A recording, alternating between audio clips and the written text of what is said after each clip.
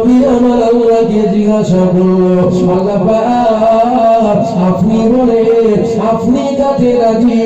আমার আল্লাহ বলেছিল, আমার নবীরা শোনো শোনো শোনো শোনো শোনো, আমার হাবিবুল্লাহ আমার রাসূলুল্লাহ অর্থাৎ আমার আপনার নবী তাতে রাজি, আমার আল্লাহ স্বয়ং তাতে রাজি।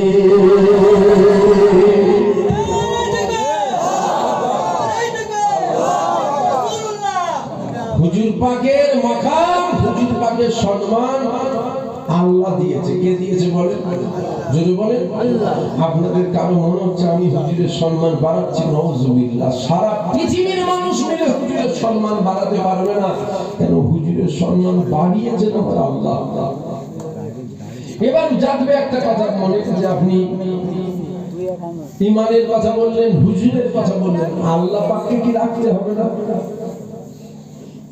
বেশাক হুজুর পাক থাকবেই থাকবে, আল্লাহ পাক থাকা এটা স্বাভাবিক, হুজুর পাককে রাখা এটাই হলো অস্বাভাবিক। মানে ব্যাপারটা কি বললাম? এটাই বুঝাচ্ছি আমি, যে দিলে বেশাক আল্লাহ তো আছে, আমরা আল্লাহকে বাদ দিয়ে কোনো কথা বলি না। বেশাক দিলে আল্লাহ আছে, তবে হুজুরের কথা এই জন্য বললাম, শুধু আল্লাহ থাকলে হয় না, আল্লাহর সাথে আরেকজনকে রাখতে হবে।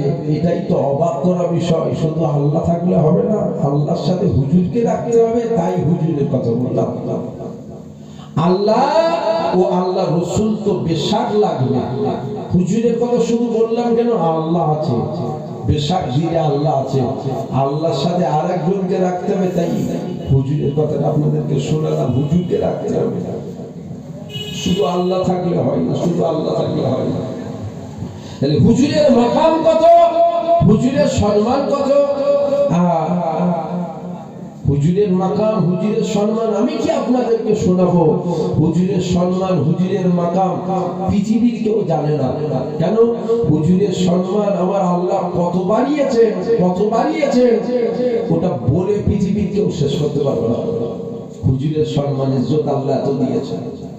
হ্যাঁ, তবে দেখা যায় ইদানিং করে এসব কুত্তাদের যাতায়াত আবার আপনাদের এই আশপাশেও আছে। মাঝে মধ্যে ওই এটাকে কি বলে, পোস্টার বলে না, ব্যানার বলে না আপনারা, আর ব্যানারে কিছু কিছু কুত্তার নাম দেখতে পাই, ঘরের হোক আর বাইরের হোক, কুত্তা কুত্তা হয়।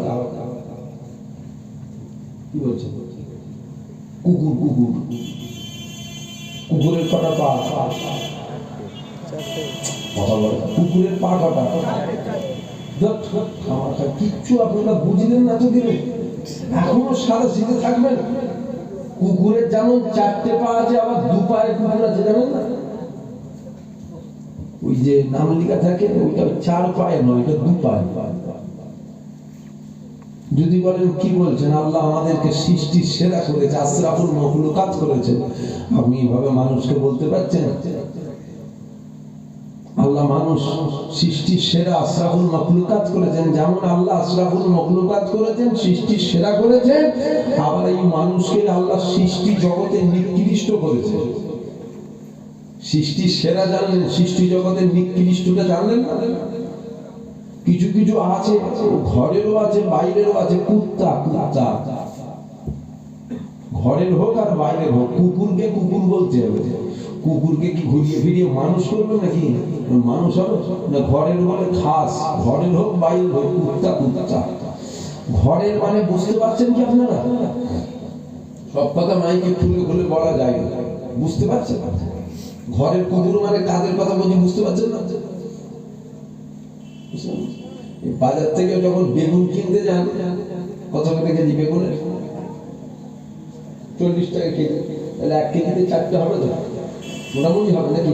তাহলে 4 পিস বেগুনের দাম 40 টাকা, তাহলে 10 টাকা পিস। 1 পিস বেগুন কিনতেন, 10 বার চিৎ করে আর করে কাজ করে দেখছেন, কানা না খুঁড়া, দেখেন না কিনা? দেখেন দেখেন এই কথাগুলো বুঝতে পারছেন না? সব বুঝতে পারছেন, বুঝতে পারছেন? তবে গোল আলুটা এবার হয়ে গেছে। গোল আলু জানেন? বিরিয়ানিতেও আছে, খিচুড়িতেও আছে, তাহারিতেও আছে, মাছ রান্নাতেও আছে, গোশ রান্নাতেও আছে, খাসিতেও আছে, মুরগিতেও আছে, সবজিতেও আছে, আলু আলু। আপনারা ওই ঠিক আলু টাইপের হয়ে গেছে। আপনাদের কথা বলছি, আপনারা আলু জানেন না, সব জায়গায় বলে যে হুজুর, যে হুজুর, যে হুজুর, যে হুজুর, যে হুজুর। নবীর সামনে যে গুস্তাখি করছে সেখানেও যে বলছে যে হুজুর, যে হুজুর। আলু তো, আলুর দাম নেই, আলুর কোনো দাম নেই। ঘরের কুকুর মানে আপনারা আবার উল্টো পাল্টা মানে করেন না, জানো? আমি একটু ভেঙেই বলে দিই, ওই যেগুলো ঘরে পোষে না বাড়িতে কথা বলে। একটা কুকুর তো বাজারে ঘোরে, চায়ের দোকানে ঘুরে বেড়ায়, আর একটা কুকুর কিন্তু স্পেশাল ভাবে পোষা হয়। আমি ওই কুকুরের কথা বলছি, আপনারা আবার উল্টো পাল্টা মানে করবেন না। ভেঙে বলে দিলাম কেন একটু আপনার ছড়ি তুই সরল সাদা মনের মানুষ তো, তাই ভেঙে বলে দিলাম কুকুর কুকুর, তবে ঘরে হোক বাইরে হোক কুত্তা। কিছু ইদানিং কুত্তা দেখা যাচ্ছে খালি নয়, মাঝে মধ্যে ঘেউ ঘেউ ঘেউ ঘেউ ঘেউ ঘেউ করছে। কি হলো রে? বলছে না নবীর সম্মান কমিয়ে দেবো। ও কুত্তাগুলো জানা নেই হুজুরের সম্মান ইজ্জতের জিম্মাদারি স্বয়ং আমার আল্লাহ পাক নিয়েছে। জোরে বলুন সুবহানাল্লাহ। যার সম্মান ইজ্জতের জিম্মাদারি আল্লাহ নেয়, পৃথিবীর কোনো কুকুরের ক্ষমতা আছে কম হবে? জোরে বলুন। দেখেন না, শোনেন না, কখন শোনা যাচ্ছে নবী মরে গেছে? মানুষ নাকি যে বললো নবী মরে গেছে? আমার কথা আপনাদের অসুবিধা হচ্ছে? আমি যে বললো নবী মরে গেছে আপনারা কি মানুষ মনে করেন? আমি মনে করি ও কুত্তার থেকেও নিকৃষ্ট। বুঝতে পারলেন? আমি তার একটু পদে রেখেছি। আল্লাহ বলেছে বালহুম আদাল, জানোয়ারের থেকেও নিকৃষ্ট। আমি কুকুরের কথা বলেছি, মানে জানোয়ারের রেখেছি একেবারে।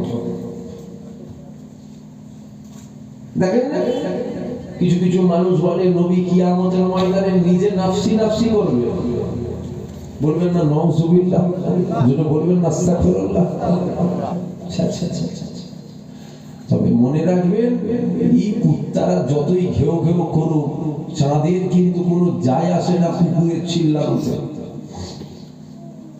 সারা পৃথিবীর কুকুর একদিকে হয়ে চাঁদের দিকে তাকিয়ে যদি ঘেউ ঘেউ করে, চিল্লানো সার হবে, চাঁদের কোনো যায় আসবে না। এদের চিল্লানোটাই সার হচ্ছে হুজুরের মাকাম ইজ্জতের কোনো ফারাক পড়বে না। কেন? জিম্মাদারি আল্লাহ দিয়েছে। এদের চিল্লানোতে আমাদের একটু ডিস্টার্ব হবে, ডিস্টার্ব হবে না? এখানে আওয়াজ হচ্ছে, পাশে যদি কুকুর ঘেউ ঘেউ করে, আমি বলবো তারা না রে, যে তাড়িয়ে দিল। ফের আওয়াজ হচ্ছে, ফের ঘেউ ঘেউ করছে, তারা না, তাড়িয়ে দিল। ফের আওয়াজ হচ্ছে, ফের এসে ঘেউ ঘেউ করছে। তখন তো বলবো কেমন করে তারা চিল এলাকা ছাড়া করতে পারি, ভালো করে তাড়িয়ে দিয়েছে। 10 মিনিট পরে এসে বলছে হুজুর তাড়িয়ে দিয়েছি। ফের অজ করছি, ফের দিকে যে ঘেউ ঘেউ করছে। তা ওর ঘেউ ঘেউ করাতে আমাদের কি সমস্যা? আমাদের খুব ডিস্টার্ব হচ্ছে। তারপরে চতুর্থবারের মাথায় বলবা তারা ওই লোকে ঘের দিকে নি, ওকে যেখানে মারবি ওইখানে যেন রয়ে যায়। বুঝতে পারছি? বলো নাকি হলো? আপনি ঘুমাচ্ছেন ঘরে, কুকুর ঘেউ ঘেউ করছে, ঘুম থেকে উঠে তাড়ালেন, একবার তাড়ালেন, দুবার তাড়ালেন, 3বার তাড়ালেন, 4বারের মাথায় মনে হবে কাটারিটা কোথায় রেখেছি তার দিকে, ঘর থেকে ছুঁড়ে কুপিয়ে দেবো। ইদানিং করে কিছু কিছু কুকুর চিল্লায়, ঘরেরও আছে বাইরেরও আছে। সব সময় দেখবেন সবকিছু ছেড়ে দিয়ে নবীর পিছনে পড়ে আছে। কখনো বলছে নবী মরে গেছে, কখনো বলছে নবী হায়াতুন নবী নয়, কখনো বলছে নবীর কিয়ামতের ময়দানে নাফসি নাফসি করবে, কখনো বলে নবী মিজানের ডানি পাল্লার দিকে ভ্যাল ভ্যাল করে তাকিয়ে থাকবে, বলে আস্তাগফিরুল্লাহ। আর আমরা ওই গোল আলু টাইপের হয়ে গেছে। তাই দেখেন ঝড় ঝাপটাও কিন্তু এসছে আমাদের উপর। বুঝতে পারছেন কি আপনারা? ঝড় ঝাপটা এসছে, বুঝতে পারলেন না?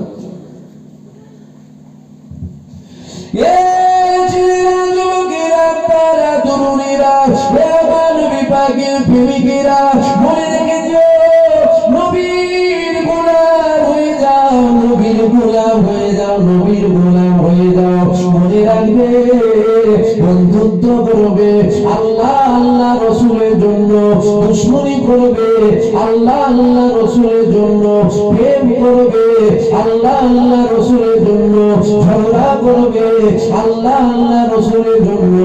এ ছেলেরা, যুবকেরা, এ আমার নবী পাকের প্রেমিকেরা, এ জামানার মুজাদ্দিদ আবু বকর সিদ্দিক অনুসারী অনুগামী মুরিদেরা, কেননা আমার আল্লাহ পাক পবিত্র কোরআন শরীফের মধ্যে জানিয়ে দিয়েছে কুল্লু নাফসিন প্রত্যেকটা নফসি আমার আল্লাহ একদিন না একদিন অবশ্যই মৃত্যুর স্বাদ চাকাবে। এই ছেলেরা যুবকেরা মৌত হবে, আজ হলো হবে, 6 মাস পর হলো হবে, 6 বছর পর হলো হবে, 7 বছর পর হলো হবে, মৌত অবশ্যই হবেই হবে, হবে হবে।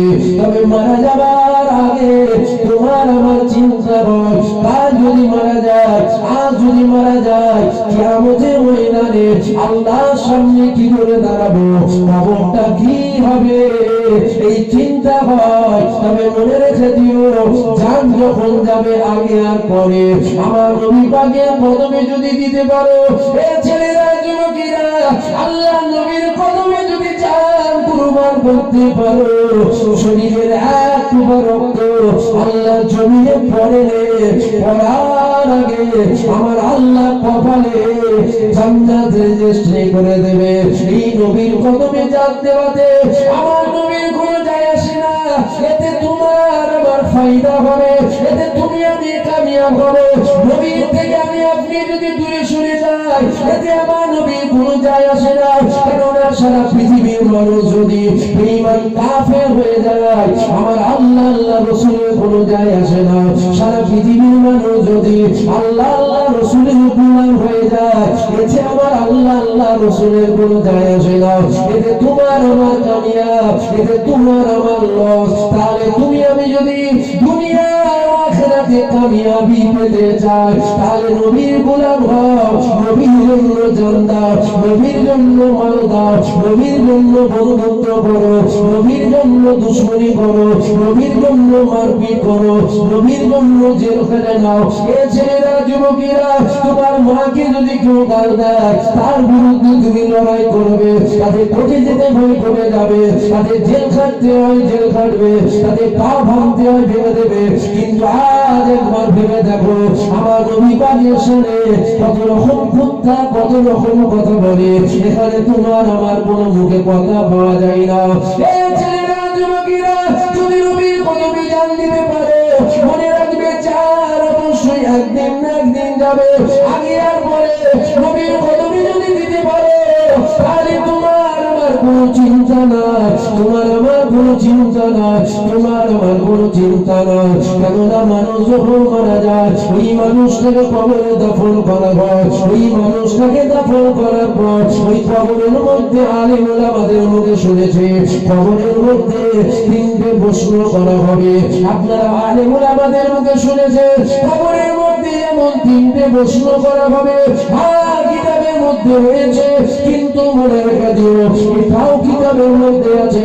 কবরের মধ্যে একটা প্রশ্ন করা হবে, এই প্রশ্নটা কি মা কুনতা তাকুলু ফি হাযা রাজুল। প্রত্যেকটা মুমিন মুমিনার কবরে আমার রাসূলুল্লাহ তাশরীফ নিয়ে যাবে, আমার হাবিবুল্লাহ তাশরীফ নিয়ে যাবে।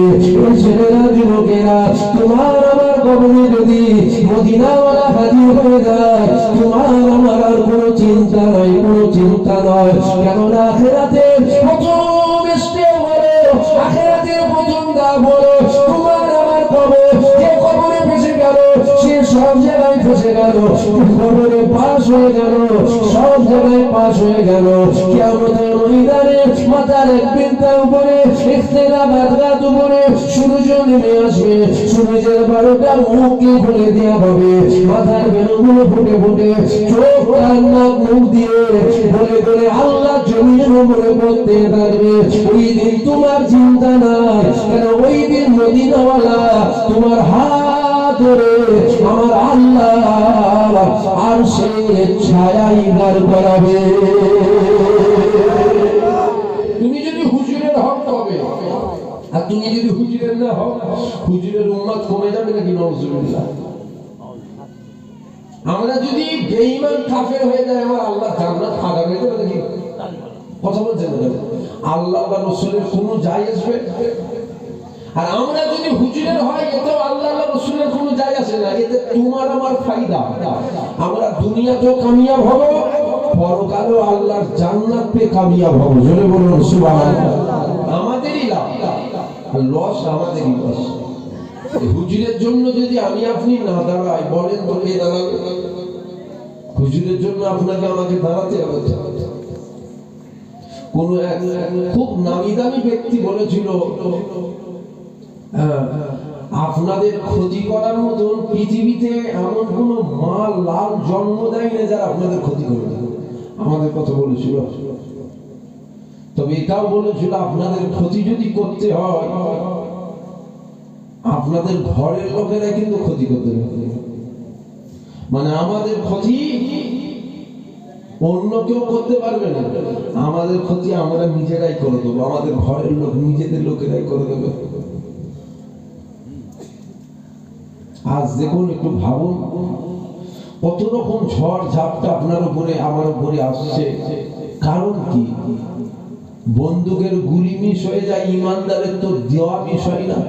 আমরা এত দোয়া চাওয়ার পরেও আমরাই অপমানিত, লাঞ্ছিত, বঞ্চিত, পদদলিত। কেন? যেন মনে হয় আমরা আল্লাহ রসুল থেকে দূরে সরে গেছি। সংখ্যায় কম বেশি জালিম এসবটাকে দেখলে হবে না। যদি কারো মনে হয় যে জালিম বাদশা বসেছে, আমরা সংখ্যায় কম, না না, সংখ্যায় কম বেশি ব্যাপার নয় তো, না ক্ষমতা তাদের দিকে ক্ষমতাটা ব্যাপার নয় তো। আপনি কি আপনার নিজের ইতিহাস জানেন না?